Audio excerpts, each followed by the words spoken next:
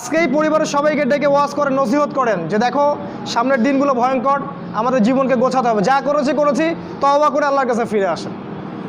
আল্লাহ পাক গফুরুর রহিম, আপনি তওবা করে এইমাত্র চলে আসেন, আল্লাহ মাফ করে দেবেন ইনশাআল্লাহ। আপনাকে আল্লাহ পাক পরীক্ষা করবেন আপনি সত্যিকার তওবা করেছেন কি না। আপনাকে প্রমাণ করতে হবে নামাজের মাধ্যমে, জ্ঞান অর্জনের মাধ্যমে, ভালো কাজের মাধ্যমে, সদকা করার মাধ্যমে।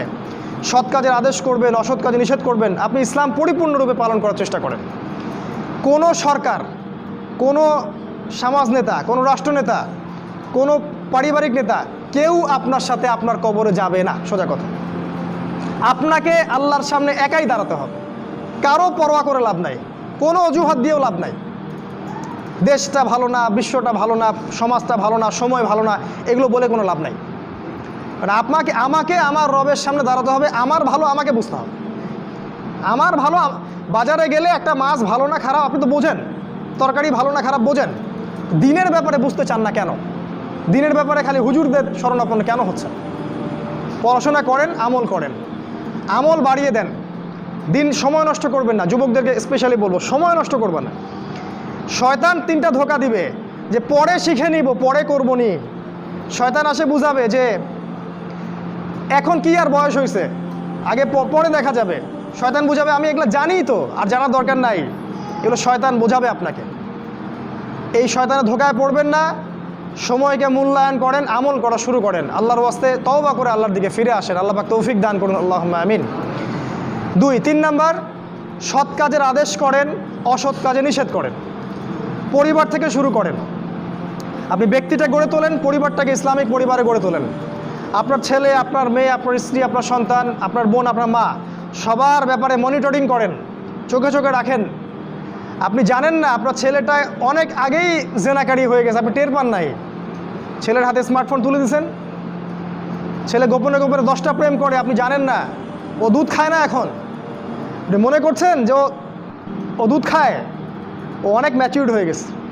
আপনার মেয়েকে দেখে মনে হয় খুব পর্দা করে, দেখেন ভিতরে ভিতরে কোনো ছেলের সাথে সম্পর্ক তৈরি করে ফেলছে। অনেক ঘটনা ঘটে যায়, আমরা সরল মনে অনেক কিছু করি। আপনার ওয়াইফকে দেখেন, আপনি যখন বাসায় থাকেন না, কি করে না করে মনিটরিং করেন। টিভি বন্ধ করে দেন, সিরিয়াল টিরিয়াল বন্ধ করেন। এমন কারোর সাথে মিশতে দিবেন না যে আপনার ছেলেকে, আপনার মেয়েকে, আপনার বোনকে, আপনার মাকে বিপথে নিয়ে যাবে। কঠোর হন পরিবারের উপরে, কারণ আপনাকে আল্লাহ পাক আপনার পরিবার সম্পর্কে জিজ্ঞাসাবাদ করবেন, অবশ্যই জিজ্ঞাসা করবেন। বিশ্বাস করেন আল্লাহ পাক কিয়ামতের মাঠে আপনাকে আপনার পরিবার সম্পর্কে জবাবদিহি করাবেন। প্রত্যেকটা বিষয় আপনি দাওয়াত দেন, চেষ্টা করেন, তারপরে যদি ছেলে বেলাইনে যায় সেটা তার ব্যাপার, ওর হিসাব ও দিবে। নূহ আলাইহিস সালামের ছেলে কাফের হয়ে গেছে, ওর হিসাব ও দিবে, সেটা আলাদা। কিন্তু আমাকে আমার চেষ্টা করতে হবে।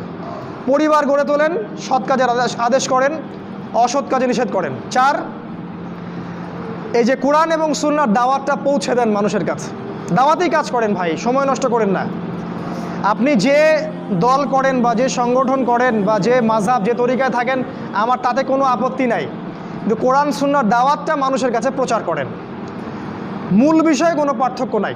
এই দাওয়াত দেওয়ার সময় সাম্প্রদায়িক হবেন না। সবাই আমার দলে আসো, আমার দলের ফর্ম পূরণ করো, না হলে দাওয়াত হচ্ছে না, এমন দাওয়াতের দরকার নেই। মানুষকে ইসলামের দাওয়াত দেন, আল্লাহর দিকে ডাকেন, কোরআনের দিকে ডাকেন, সুন্নাহর দিকে ডাকেন, দেখবেন সমাজে একটা সাম্য চলে আসবে ইনশাআল্লাহ। দাওয়াতি কাজ করেন, বেশি বেশি কোরআন সুন্নাহর দাওয়াতি কাজ করেন। 5 নাম্বার, অর্থ সম্পদ যা আছে এগুলোকে কাগজের টাকায় রেখে দিবেন না। আমার নসিহত, হয়তো বুঝতে পারছেন না, মাথার উপর দিয়ে যাচ্ছে কথা, কিন্তু পরে বুঝবেন। টাকা পয়সা যা আছে এগুলোকে ব্যাংকে কাগজের টাকার মধ্যে রেখে দিবেন না, কারণ কাগজের টাকা সামনে আর থাকবে না। লিখে রাখেন, কয়েক বছর পরে দেখতে পারবেন সমস্ত টাকা হয়ে যাবে ইলেকট্রনিক। খালি পাঠাবেন, ইলেকট্রনিক মানে আপনি টাকা ধরতেও পারবেন না, পকেটে রাখতেও পারবেন না, খালি জানবেন আমার অ্যাকাউন্টে এত টাকা আছে। এই পুরো ব্যাংকিং সিস্টেমটা পড়ে যাবে, থাকবে না। বিশ্বাস না হলে লিখে রাখতে পারেন, এই পুরো ব্যাংকিং সিস্টেম পড়ে যাবে, কাগজের টাকা থাকবে না। কি করবেন তাহলে? আপনি আপনার সম্পদটাকে সোনায় রূপান্তর করেন, কিছু সোনা করে রাখেন, জমায় রাখেন, রূপায় কনভার্ট করেন। এগুলোর দাম কখনো কমবে না। 100 বছর পরেও সোনার দামই থাকবে। তো 10 বছর পর আপনার 10 লাখ টাকার মান 10 লাখ টাকা থাকবে না, দাম পড়ে যাবে, আপনি সম্পত্তি হারাবেন। এইভাবে তারা সারা বিশ্বকে লুট করছে, এই কাগজের টাকা দিয়ে তারা সারা বিশ্বকে লুট করছে। এটা বুঝবেন না, পরে বুঝবেন। আচ্ছা শুনে রাখেন, আর কি করতে পারেন? গবাদি পশু ব্যবসা ইনভেস্ট করেন। আরেকটা কাজ করতে পারেন, জমি কিনে রাখতে পারেন, এটা ভালো জিনিস। এই জিনিসগুলোতে টাকা কনভার্ট করেন। শেষ জামানায় আপনার কাগজের টাকা থাকবে না, আপনি ক্ষতিগ্রস্ত হবেন। এখন টাকা যদি জমায় রাখেন, শেষ জামানায় আপনি ক্ষতিগ্রস্ত হবেন। আমি অর্থনীতি নিয়ে যথেষ্ট পড়েছি আলহামদুলিল্লাহ, পড়েই কথাগুলো আপনাকে বলছি। আর কি করবেন? যদি সম্ভব হয় শহর, আপনারা তো গ্রামেই থাকেন মাশাআল্লাহ, শহরে যারা থাকে তাদের উদ্দেশ্যে বেশি বলছি এটা, কারণ এটা অনলাইনে যাবে। শহর কেন্দ্রিক জীবন ব্যবস্থা ত্যাগ করতে হবে। শহরে আপনি বাঁচতে পারবেন না, টিকতে পারবেন না, শহরগুলো ধ্বংস হয়ে যাবে। আল্লাহ পাক বলেছেন ওয়াইম মিন ক্বরিয়া ইল্লা নাহনু মুহলিকুহা ক্বাবলা ইয়াউমিল কিয়ামা, কিয়ামতের আগেই প্রত্যেক নগরী আমি ধ্বংস করে দিব, আল্লাহ পাক বলেছেন। শহর থাকবে না, প্রত্যন্ত জায়গায় চলে যাওয়ার চেষ্টা করেন, গ্রামের বাসা ওইদিকে প্রজেক্ট করেন, ছোট ছোট মুসলিম কলোনি করে গড়ে তুলতে হবে। এই কাজগুলো করতে পারেন। আর কিছু করতে পারেন, শারীরিক প্রস্তুতি নেন।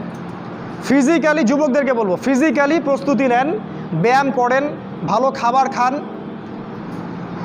নিয়মতান্ত্রিক জীবনযাপন করেন, এলোমেলো জীবনযাপন করবেন না। আর নিয়মতান্ত্রিক জীবনযাপন করার সবচেয়ে উসওয়াতুল হাসানা হচ্ছে রাসূলুল্লাহ সাল্লাল্লাহু আলাইহি ওয়াসাল্লাম।